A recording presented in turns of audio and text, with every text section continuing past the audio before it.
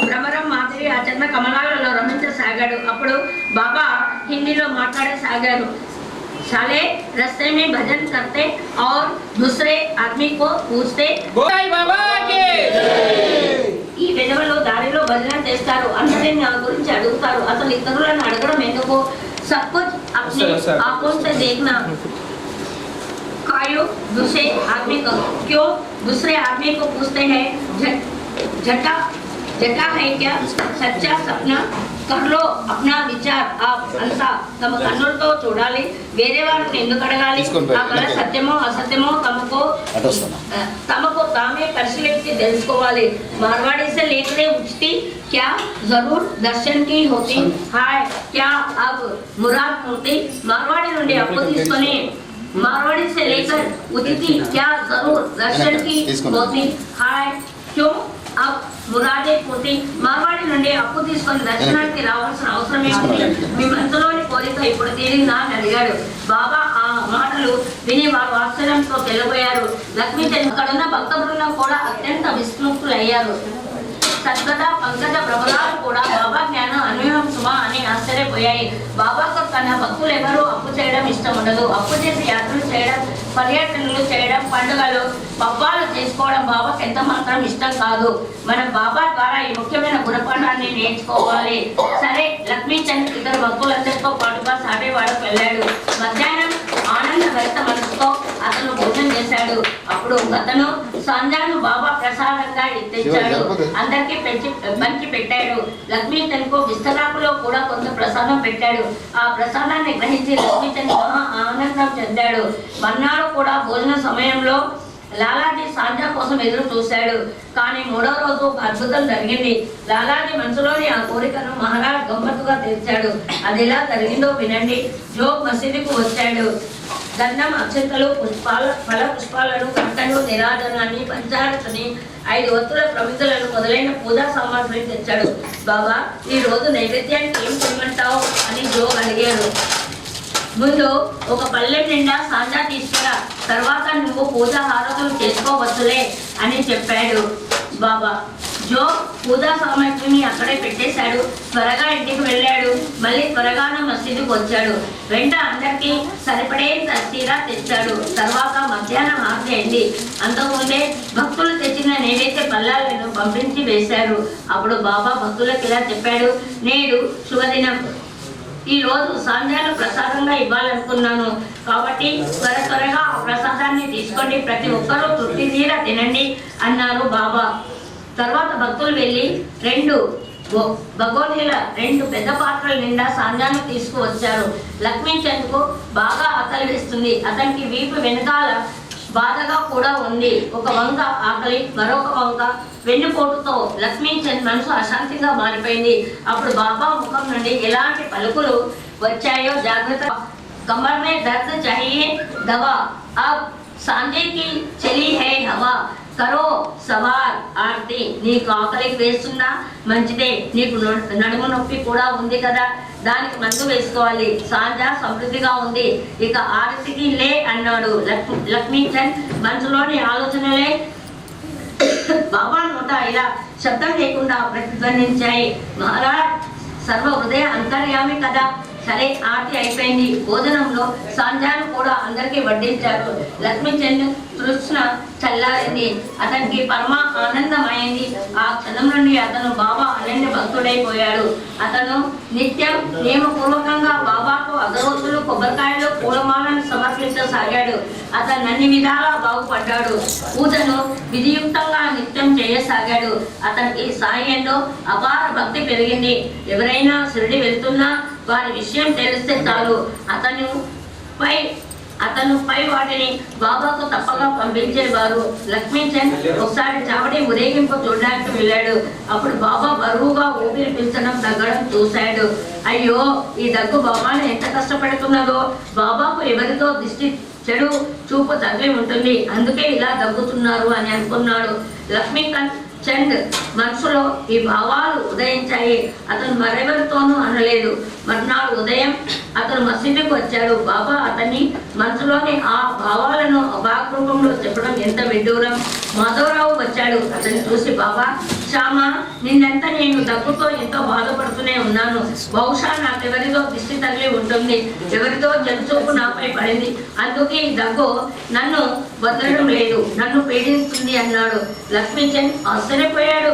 తన మనసులోని మాటలనే బాబా చెప్తున్నాడే, బాబాకు ఎలా తెలుసు ఇదంతా? అతను సర్వాంతరామి ఏమో అనుకున్నాడు. తర్వాత చేతులు జోడించాడు. బాబా, నీ దర్శనంతో సంతృప్తుడనయ్యాను. నాకు ఇలాగే నీ దర్శనం అవుతూ ఉండని, నన్ను సదా రక్షించు.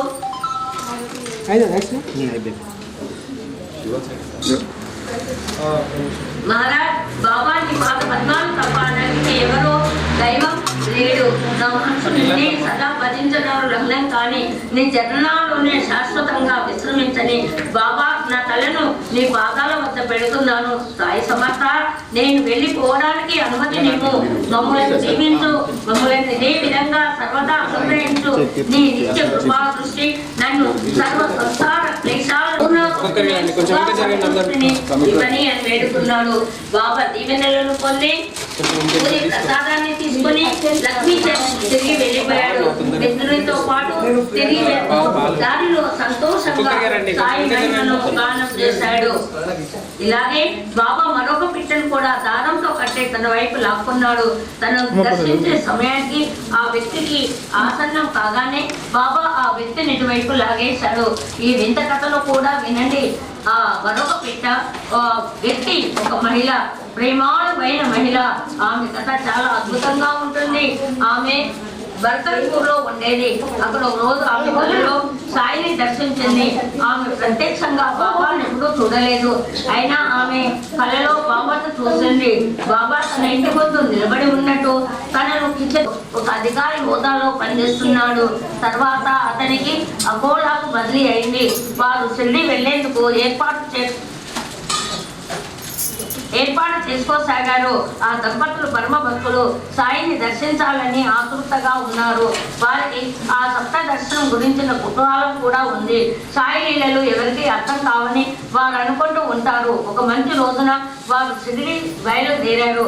దానిలో వారు గోమతి తీర్థంలో ఆగి వందనం చేసుకున్నారు. తర్వాత షిరిడి చేరారు. వారు ప్రేమతో బాబా దర్శనం చేసుకున్నారు. భక్తితో అతన్ని పూజించారు. నిత్యం బాబా చరణ సేవ చేస్తూ సుఖంగా ఉండిపోయారు. అలా వారు షిరిడీలో ఆనందంగా 2 నెలలు గడిపారు. బాబా కూడా వారి కిచడి భోజనంతో వారి శ్రద్ధా భక్తులతో సంతృప్తులయ్యారు. ఆ దంపతులు కిచడిని నైవేద్యంగా సమర్పించడానికి షిరిడీకి వచ్చారు. కానీ పక్షం రోజులు గడిచిన వారు కిచడిని నైవేద్యంగా పెట్టలేదు. అనుకున్న ప్రకారం కిచడి సమర్పించడంలో ఆలస్యం జరిగిపోయింది. ఆమెకి ఎంత మాత్రం నచ్చలేదు. 15వ రోజు మధ్యాహ్నం ఆమె కిచడి తయారు చేసుకొని వచ్చింది. అప్పటికే తెరలు దించేశారు. బాబా తన భక్తులతో భోజనం చేయడానికి వస్తున్నాడు. ఆమె పరిస్థితిని అర్థం చేసుకొని భోజన కార్యం జరుగుతున్నప్పుడు తెరలు దాటి లోపలికి ఎవరు వెళ్ళేవారు కారు. కానీ ఆమె చాలా ఆత్రంగా ఉంది. బయట అలా ఊరికే ఉండలేకపోయింది. ఆమె అకోలా నుండి షిరిడి వచ్చింది ఎందుకు? కిచడీని సమర్పించాలన్న ఉత్సాహంతోనే కదా. మరి ఆ కోరికను పూర్తి చేసుకోకుండా ఆమె తిరిగి ఎలా వెళ్తుంది? ఇది ఆమె ఆతృత. ఆమె ఎవరి మాత్రం లెక్కించలేదు. తన చేతులతో తెరను పక్కకు తొలగించింది. ఎవరి అనుమతి తీసుకోకుండానే ఆమె లోనికి వెళ్ళింది. తన కోరికలు పూర్తి చేసుకుంది. అప్పుడు బాబా ఒక అద్భుతం చేశాడు. అతను కిచడి కోసమే ఎదురు చూస్తున్నట్టుగా అనిపించింది. మున్ముందుగా తన కిచడి పెట్టమన్నాడు. తన పళ్ళాన్ని 2 చేతులతో పైకి ఎత్తాడు. కిచడిని చూసి అతను ఎంతగానో సంతోషించాడు. ఒక్కొక్క ముద్ద తింటూ బాబా ఆనందించాడు. ఆ దృశ్యం చూసి అందరూ విస్మిత చిత్తులయ్యారు. బాబా అంత ఆత్రంగా తినడం చూసి అందరికీ పరమాశ్చర్యం కలిగింది. తర్వాత వారికి ఆమె ద్వారా కిచడి కథ తెలిసింది. అది విని అపూర్వమైన బాబా ప్రవర్తన అవగతమైంది. ఇక మరొక కథ చెప్తాను. ఈ కథను వింటే మీరు మరింతగా పులకరించిపోతారు. ఒకసారి అనుకోకుండా బాబాను క్షమించడానికి ఒక గుజరాతీ బ్రాహ్మణుడు వచ్చాడు. అతను అంతకు పూర్వం రావు బహదూర్ సాటే వద్ద పనిచేశాడు. అతను నిజాయితీగా పనిచేయడం వల్ల బాబా పాద సన్నిధికి చేరే భాగ్యం అతన్ని వరించింది. ఈ కథ కూడా చాలా రసవత్తంగా ఉంటుంది. ప్రేమ భక్తి గలవారి కోరికలను భగవంతుడు తప్పగా నెరవేరుస్తాడు. కథను వినండి. ఆ గుజరాతీ బ్రాహ్మణుని పేరు మేఘ. పూర్వ జన్మంలోని రుణానుబంధ సంబంధమే అతన్ని సాయి దగ్గరకు చేర్చింది. ఈ కథను మొత్తం వినడానికి సిద్ధం కండి. సాటే ఖేడా జిల్లాలో ఒక ప్రాంతీయ అధికారి ఆ సమయంలో అనుకోకుండా అతనికి మేఘాతో పరిచయం ఏర్పడింది. అతన్ని నిత్యం నియమపూర్వకంగా శివపూజ చేయడానికి నియోగించాడు. తర్వాత సాటే షిరిడీ వచ్చాడు. ఈ దర్శనం అతని భాగ్యాన్ని మార్చివేసింది. అతను సాయి మహారాజ్కు చాలా సన్నిహితుడయ్యాడు. సాయి చరణాల్లో భక్తితో తన చిత్తాన్ని సమర్పించి వేశాడు. షిరిడీకి భక్తులు గుంపులుగా రావడం అతను గమనించాడు. అలా బంధుమిత్ర పరివార సైతంగా షిరిడీకి వచ్చేవారు. వసతి సౌకర్యాలు కోసం సాటే తన సొంత వాడ నిర్మించుకోదలిచాడు. తర్వాత గ్రామ పెద్దలను కలిసి మాట్లాడాడు. బాబా మొదటిసారి దర్శనం ఇచ్చిన స్థలాన్ని సంగ్రహించాడు. ఆ స్థలంలో వాడలో నిర్మించి తలపెట్టాడు. 4వ అధ్యాయంలో ఈ స్థల ప్రాముఖ్యత గురించి విపులంగా చెప్పుకుందాం. కాబట్టి మరలా ఆ విషయం చెప్పవలసిన అవసరం లేదు. మన కథను కొనసాగిద్దాం. మేఘ పూర్వ జన్మ పుణ్యం గొప్పది కాబట్టి అతనికి రావు బహదూర్ సాటే పరిచయం ఏర్పడింది. ఆ తర్వాతే అతను పారమార్థికంగా వికసించసాగాడు. సాటే కథను ఎంతో కృతజ్ఞులు. కొన్ని పరిస్థితుల కారణంగా మేఘ శివపూజను సక్రమంగా చేయలేకపోయాడు. సాటే అతనికి గాయత్రి మంత్రాన్ని ఉపదేశించాడు. అలా అతన్ని సన్మార్గంలో పెట్టాడు. మేఘే సాటేను సేవించసాగాడు. ఇది వారి మధ్య పరస్పర గౌరవాన్ని పెంచింది. మేఘే సాటేను తన గురువుగా భావించేవాడు. అతని యందు తన భక్తి భావాన్ని పెంచుకున్నాడు. సాటే ఒకసారి కాబట్టి వెళ్ళి సద్గురువు నువ్వు సంపూర్ణ హృదయంలో శరణాగతుడు అని సాటే చెప్పాడు. బాబా కులం ఏమిటి అని మేఘ సాటేను అడిగాడు. నిజానికి సాటేకి కూడా అది అసలు తెలియదు. అతన్ని కొందరు ముస్లిం అంటారు. అతను మసీదులో ఉన్నాడు కదా అన్నాడు. సాటే ముస్లిం అన్న మాట వినగానే మేఘ నిరాకరిస్తే సాటే తప్పక బాధపడతాడని మేఘకు తెలుసు. అయితే తాను వెళితే తాను తప్పక పరమాత్మ నుండి పతనమైపోతానని అతను అనుకున్నాడు. పాపం అతను అయోమయంలో పడిపోయాడు. అతను దయ్యానికి దైవానికి మధ్యలో ఊగిసలాడసాగాడు. అతని మనసు అశాంతం విక్షిప్తం అయిపోయింది. కానీ సాటే దాదాపు అతన్ని బలవంతం చేశాడు. అందుకని చివరికి అతను బాబాను దర్శించడానికే అంగీకరించాడు. మేఘ షిరిడీ వచ్చాడు. మసీదులోని మండపం వద్దకు చేరుకున్నాడు. అతను మసీదు మెట్లు ఎక్కువగా బాబా తన లీలను ప్రారంభించాడు. బాబా వెర్రి కోపంతో ఉగ్రుడైపోయాడు. ఒక రాయిని చేతిలో తీసుకున్నాడు. జాగ్రత్త, బెడ్డ పైన అడుగు పెట్టావో చస్తావు. ఇది ఒక ముస్లిం ఉండే చోటు తెలుసా? నువ్వు అగ్రవర్ణ బ్రాహ్మణోత్తముడవు. నేను నీచ జాతి ముస్లింను. మరొక రుద్రుడా అనిపిస్తుంది. బాబా వెళ్ళిపో అన్నాడు. బాబా ఆ ఉగ్ర స్వరూపం చూస్తే బాబా మరొక రుద్రుడా అనిపిస్తుంది. బాబా ప్రళయ కాలంలో తాను చేసే రుద్రుడిలా కనిపించాడు. అక్కడుండే వారంతా భయంతో కనిపించారు. మేఘ వరిగిపోతున్నాడు. కానీ కోపమంతా వట్టిదే, పై కన్నదే. అంతర్గతంలో బాబాలో కన్నా ఉప్పొంగుతుంది. మేఘ తెల్లబోయాడు. భయ విస్మయాలకు లోనయ్యాడు. నా మనసులోని ఆలోచనలు అతనికి ఎలా తెలిసాయి? అహ్మద్ నగర్కు మధ్య చాలా దూరం ఉంది. ఇతను నా మనసును బయట పెట్టాలనుకుంటున్నలా ఉంది. నా సంశయాలను వెలికి తీసేలా ఉంది అనుకున్నాడు మేఘ. బాబా అతన్ని కొట్టడానికి ముందు పరిగెత్తాడు. మేఘ ధైర్యం సన్నగిలింది. అతను వెనక్కి అడుగులు వేశాడు. ఒక్కొక్క మెట్టే దిగసాగాడు. ముందుకు వెళ్లేందుకు అతనికి ధైర్యం చాలడం లేదు. ఇది మొదటి రోజు మానే కాదు. ఇలా కొన్ని దినాలు గడిచాయి. బాబాను రకరకాల భావాలతో అతను పరిశీలించాడు. దళాలను తెచ్చేవాడు.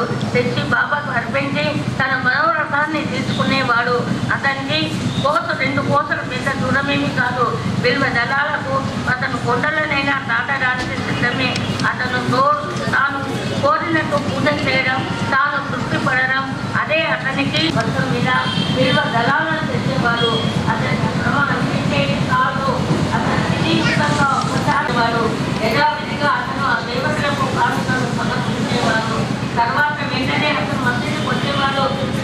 పాప